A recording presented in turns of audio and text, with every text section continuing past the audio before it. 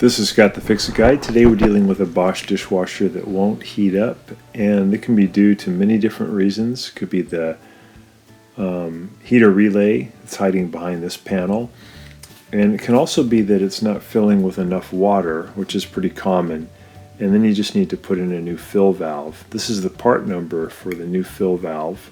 It's not too hard to put in, and this is what the fill valve looks like. Just need a few tools, and today's video will show how to do that. So first thing, I'm just going to look in here to see how the water level is doing. We let it fill for about 5 minutes. We're going to come over here and take a look at how far the water level came up. In this case, it's not filling with enough water. It only came up not even to this filter ring. This ring we see on the filter, the water level should come up almost to the top, and we're not even coming up part way. So without enough water, doesn't create enough pressure to activate the heater. The heater doesn't work, it doesn't clean. So what we'll do to put in a new fill valve, we're going to use a Torx 15 driver. We're going to take out these perimeter screws that are holding in the front panel. If we get the front panel off, it's a little bit easier to do the procedure for putting in the new fill valve. So we're just going to zip those out. It can be done without removing the front panel, but again, it just makes it a little bit easier to get to. Coming over to the fuse box here and turning off the power to the dishwasher, just to make sure we don't get zapped. And now we're pulling off the front panel. So once you get the screws off, just pull down and the panel will come right out.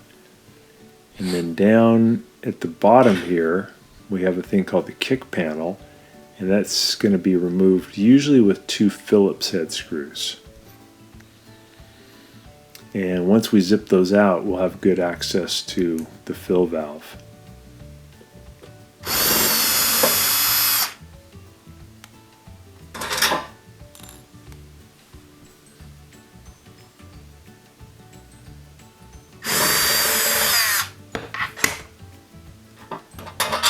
Now we can pull the toe kick panel out of the way. We have some nice sound insulation here. All you got to do is just grab it, pull it towards you. And there's a little cross piece here that we're going to remove too. Just 2 Torx screws. I think they're Torx 15. And we can get those out of the way. Just creating a little more room to make it easier to get to the fill valve.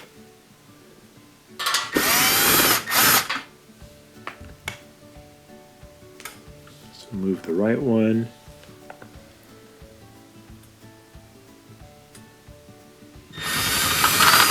We remove the left one.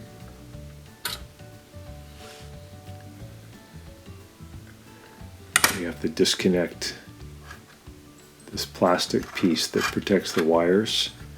Just going to push up on a little part of the plastic and that'll remove it from the brace. We'll get the brace out of the way. And now we're going to pull up a little bit on this hose that brings water into the dishwasher, into the sump.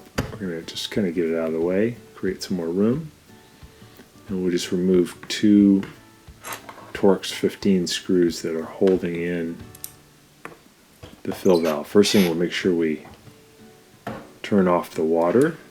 So usually that's located underneath the sink, and we're going to turn that valve all the way to the right, righty-tighty.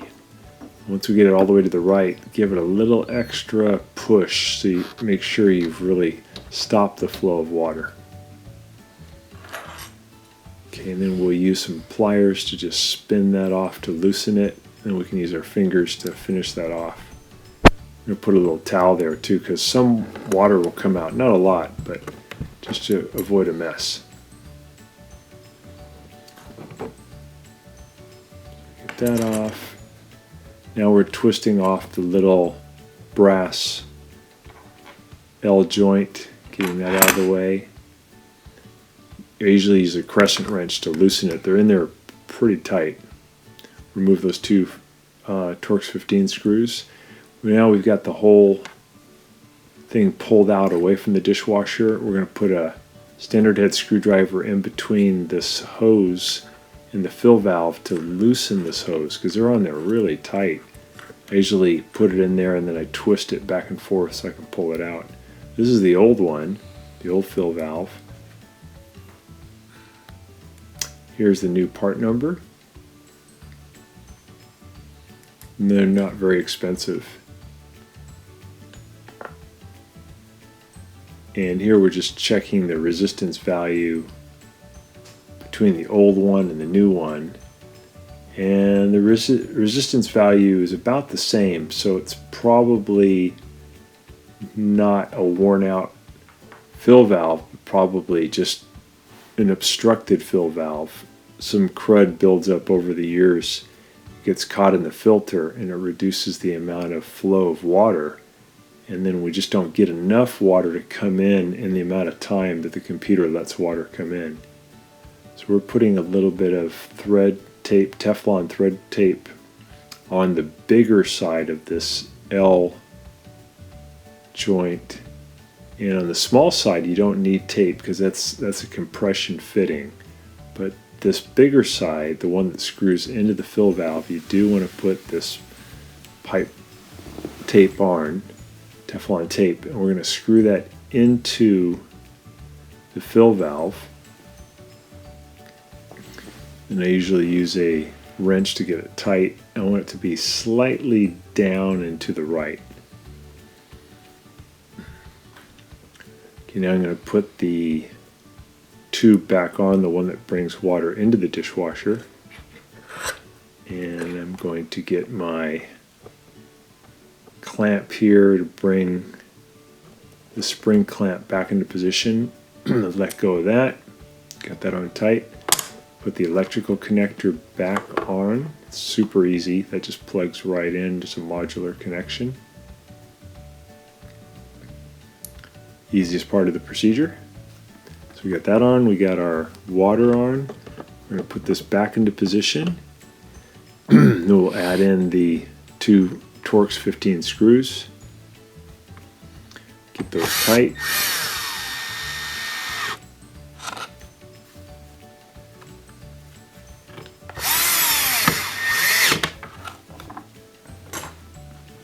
Got that, and then we're going to make sure we get this fill tube secured again with this plastic piece on the frame. And we'll put our water connection back on, finger tight at first. You can use a crescent wrench, or you can use a regular wrench or pliers to get it tight. It's a compression fitting, so you want to get it fairly tight. Okay, we'll turn the water back on. Lefty-loosey as far as it'll go.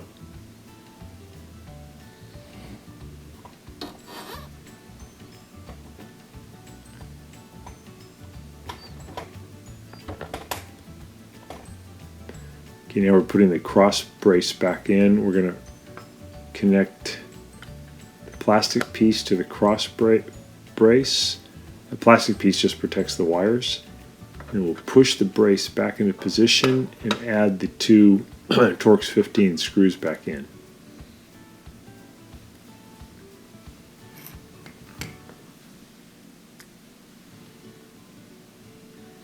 Get the one here on the right done. Really speeds it up to have a driver here. It makes it so much faster. Put in the second one.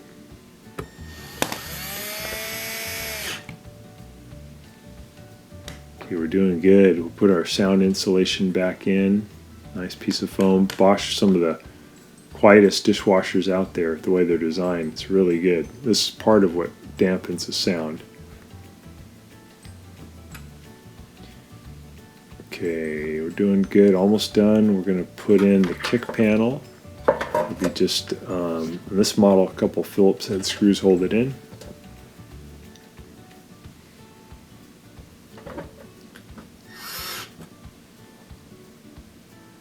Get those tight.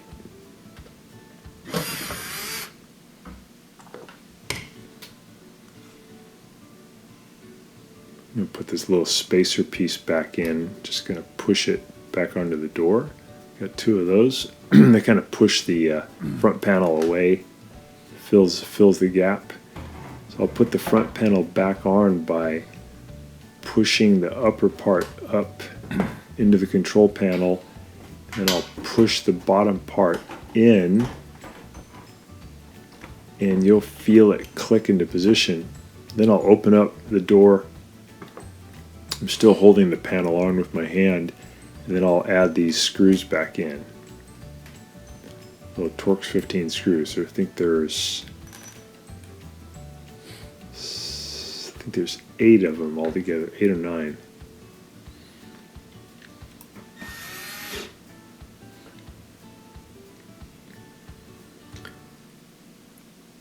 So when the Bosch dishwasher doesn't get enough water, it won't heat the water. It doesn't activate a pressure switch.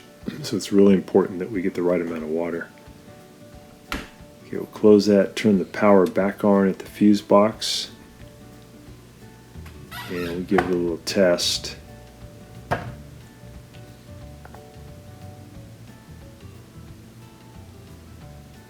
Open it up, see how the water level is doing.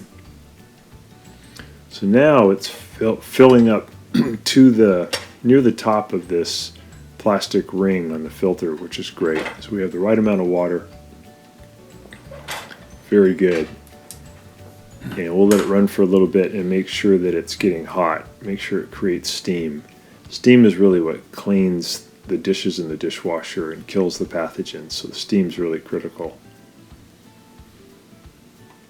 So we're going to do a little test too. I'm going to bypass the door switch and then turn it on. And I just want to peek in there to see if the upper arm is spinning and spraying water.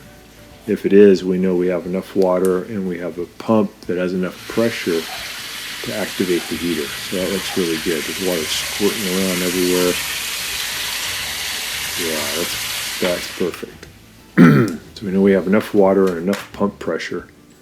And I just want to now grab my little hook tool and pull the piece that I pushed down inside the door switch back toward me, kind of reset the door switch. You don't have to do this part. This is just a way for me to test to make sure I had enough pump pressure. So I'm going to close it, turn it back on, let it heat for a little bit, and then I'm going to look for whether it's creating steam or not. In the meantime, it'd be interesting to take apart the old fill valve and see if there is some crud caught in there. So I'm pulling out the little filter. I want to see what's in there. And it looks pretty bad. It looks like it was probably 70% occluded with junk that had built up over the years. And that was preventing enough water from coming into the dishwasher during the limited time that the computer lets water come in. Now we're looking and we got nice steam coming out of there, and that steam is a sign of a healthy dishwasher.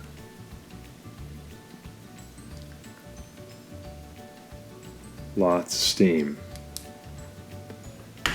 Very good. Well, I appreciate you guys watching, and please like the video and subscribe to our channel when you get a chance. Thanks again for watching.